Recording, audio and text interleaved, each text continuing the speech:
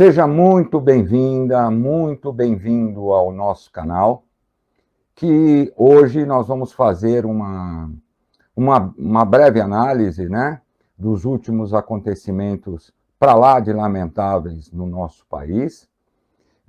Vamos começar falando por ontem, que ocorreu no Palácio do Planalto uma reunião histórica, né? Nós estamos falando dos últimos dias de fatos históricos sucessivos. Ontem nós tivemos uma reunião que reuniu a mais alta esfera do nosso poder executivo, do nosso poder judiciário e também do legislativo brasileiro, para fazer um desagravo, uma demonstração ao país diante da barbárie que nós vivemos, infelizmente, no último domingo. Nós vamos abordar isso. Mas, começando pela histórica reunião de ontem, que terminou com todos os governadores, presidente, membros do Supremo, inclusive a presidenta do Supremo, caminhando até o Supremo Tribunal Federal, aconteceu um fato, né, no discurso do representante dos municípios brasileiros, que merece uma pequena correção, porém muito importante. O prefeito declamou um poema que diz o seguinte: me permitam colocar o óculos, eu vou ler com toda calma o poema. Na primeira noite, eles se aproximam e roubam uma flor do nosso jardim, e não dizemos nada. Na segunda noite, já não se escondem, pisam as flores, matam nosso cão, e não dizemos nada. Até que um dia, o mais frágil deles entra sozinho em nossa casa, rouba-nos a luz e, conhecendo o nosso medo, arranca-nos a voz da garganta e já não podemos dizer nada. Muito bem, apesar da utilização do poema, o prefeito cometeu um equívoco dizendo que esse poema era de Brecht. Na verdade, esse poema não é de Brecht. E esse poema também não é de Mayakovsky. A confusão toda acontece pelo seguinte: este poema é de um brasileiro chamado Eduardo Alves da Costa. E ele escreveu esse poema, ao qual ele intitulou No Caminho com Mayakovsky. Então, o que acontece? Muita gente acha que esse poema é de Mayakovsky, outros já acham que é de Brecht, e daí nós podemos lembrar, né, o ministro da comunicação de Hitler, que ele já ensinava, na verdade, né, que uma mentira repetida muitas vezes não desmentida, se torna verdade. Então, para entrar no assunto da mentira, do fake news, talvez o poema do Eduardo seja um ótimo exemplo, né? Porque é um poema belíssimo de um brasileiro que, com certeza, o prefeito foi muito feliz de escolher esse poema para incluir na sua fala, só que ele não é de Brecht, ele não é de Mayakovsky, mas, infelizmente, muitas pessoas repetem que é, e vai acabar sendo, né? Coitado do Eduardo, ele merece esse desagravo. Mas por que nós estamos dizendo isso e por que começamos desta forma, analisando?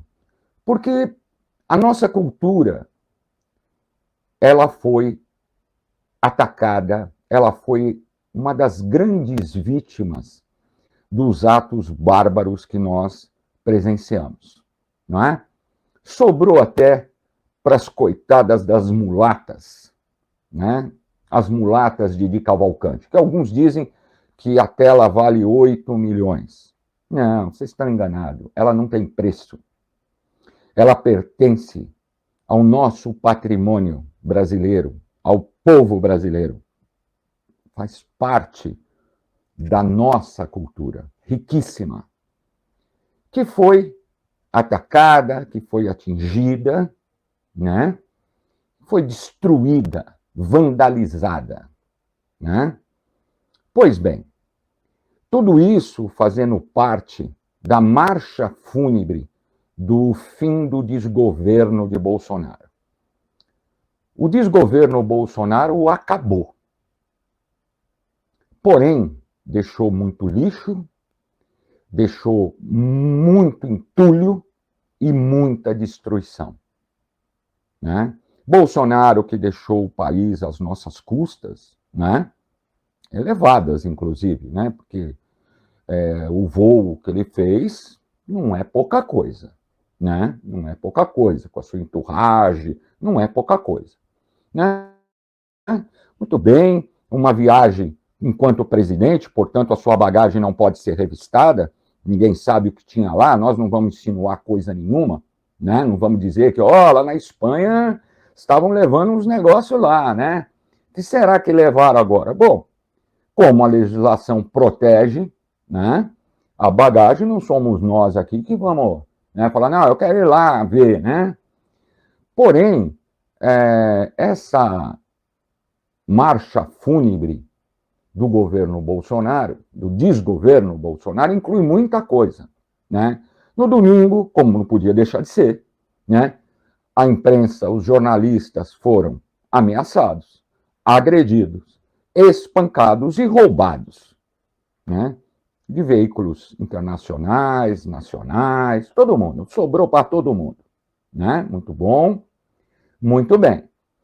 Atacaram as nossas mais altas instituições, nelas defecaram, urinaram, destruíram, mas não para destruir fisicamente as nossas instituições, para nos atingir, para atingir o povo brasileiro, para atingir a nossa cultura, para atingir, para se vingar da nossa democracia. Bolsonaro deixou um desastre enorme de herança, a começando pela maior taxa de juros do mundo, passando pelas contas totalmente desorganizadas. Lógico, gastou bilhões e bilhões e bilhões para tentar se reeleger, não é verdade? A nossa saúde, bom, todos sabemos o desastre que foi a condução da pandemia e que levou a muitos ingênuos a deixarem de vacinar os seus filhos. Hoje o Brasil tem um dos piores índices de vacinação, colocando a vida e a saúde das nossas crianças em riscos. Porque, voltando ao que o homem da propaganda de Hitler falava, vamos mentir, mentir, mentir, mentir, mentir, que vai virar tudo verdade. Então não vacine seu filho, vacina faz mal, hein? Mas se ele tiver paralisia infantil, ele vai ficar deficiente para o resto da vida. Não caia nessa, não caia nessa, não caia nessa. Isso é um crime contra as nossas crianças, contra o nosso país. Bom, estamos falando de crimes. No domingo nós vimos muitos crimes, né? E aí algumas pessoas falam, não, mas eles são terroristas, eles são vândalos, eles são idiotas, eles são imbecis. Bom, uma coisa eu garanto para vocês, inteligentes eles não são, porque até prova contra si mesmo eles produziram, não é verdade? Pois é, com lives, com vídeos, esparramando para tudo quanto é lado, cometendo atrocidades. Então, realmente, nós não podemos louvar a inteligência dessas pessoas, porque elas não possuem, não é? Não há como louvar isso. Mas eu acho que também falta adjetivo para essas pessoas. Vocês são poucos, vocês são pequenos, vocês são microscópicos e vocês passarão. A cultura brasileira, o povo brasileiro, a democracia brasileira é muito maior que vocês. É muito maior que vocês. Mesmo nos escombros do Supremo Tribunal Federal, que, olha, não pense você que basta um cabo e um soldado, ou um bando de vândalos para fechar o nosso Supremo Tribunal Federal. Não, não é assim que funciona. Mesmo sob escombros, o Supremo soube reagir e agir. O mico ficou por conta das forças de segurança de Brasília, que, apesar de mais bem pagas do país, fizeram um papel vexaminoso, tirando selfie com vândalos, não é? E as nossas forças armadas também não saíram ilesas, né, da herança de Bolsonaro, porque Bolsonaro ele conseguiu transformar as nossas forças armadas ou em golpistas ou em covardes. E aqui, com todo o respeito às nossas forças armadas, que lutaram contra o nazismo e o fascismo de Hitler e de Mussolini, eu diria a vocês, não aceitem essa pecha de golpista, covardes ou covardes golpistas, ou golpistas covardes, como prefiram. As nossas Forças Armadas não podem vestir este tipo de fardamento. As nossas Forças Armadas têm que demonstrar de que lado estão. De que lado estão. Não é possível aceitar essa pecha impingida no lixo, no entulho, na destruição deixada pelos vândalos. Não é possível. Nós temos certeza absoluta que muitos que participaram dessa barbárie toda ficarão impunes pela justiça. Não se iludam. Muitos mandantes, financiadores, responsáveis, cúmplices ficarão. Porém, a história não irá perdoá-los. A história não irá perdoá-los. De forma alguma. Vocês farão parte de um dos capítulos mais vergonhosos da história brasileira. E de lá nunca sairão. Nunca sairão. Pois bem, o desgoverno Bolsonaro acabou, mas, infelizmente, a sua herança ficou. E ninguém escapa dela. Ninguém escapa dela, seja na saúde, seja nas forças de segurança, seja nas forças armadas, seja na economia. Portanto, brasileiro, lembre-se do poema no qual abrimos o vídeo de hoje.